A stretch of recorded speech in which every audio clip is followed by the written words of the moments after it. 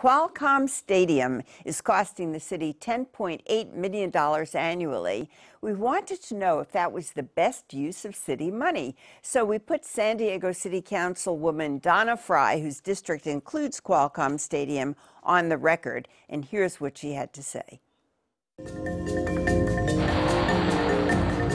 There's debt service that has to be paid. We don't have any choice. That was when they did the stadium renovation.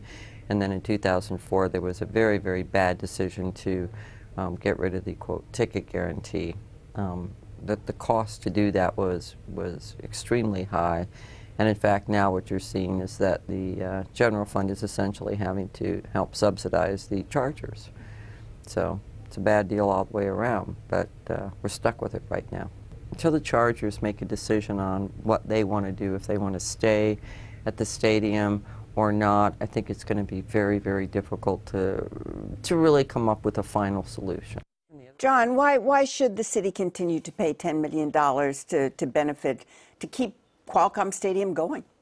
Well, that's a good question. The amount of money that we've already lost in terms of making a bad deal, you would think we would probably be back in court trying to get some kind of modification. We don't ever seem to want to get to why. I mean, we raised questions when we dealt with pensions. We went after people who made bad decisions. For some reason, when it comes to Qualcomm, everyone is insulated. And so we're not talking about correcting it. We're still letting the Chargers call the shots in terms of what they want to do.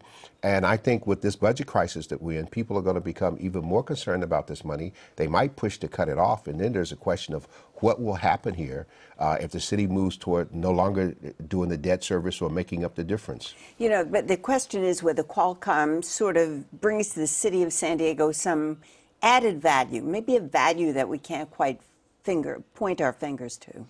Well, I think it does. People love the Chargers, but that's a separate issue than all this financial structuring that did not go well. I mean, it's interesting to hear Councilwoman Frye talk about the ticket guarantee. That was so vilified. That's why they got rid of it, and it turns out that was a better deal than they're dealing with now. It might not have been a good deal, but it's costing the city a lot more money. So, you know, I think that people have to step back on sort of the hot button issue and just take a look at the finances sometimes. But overall, you know, it's hard to argue with what she's saying. The city's stuck. There were certain things done, particularly the debt service. You can't change that a whole lot unless there's some sort of restructuring. So they're in a pickle, and you know, at the time when the city can use every penny. Yeah, but on the other hand, you have to think, well, what's the best use of that property? What's the best plan that the city might come up with for the stadium?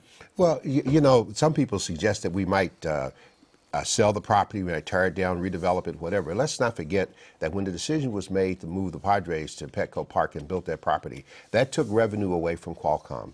And that should have been a point at which we should have been discussing how we're going to make up the difference. And so I think now the city's saying, let's get a financial plan.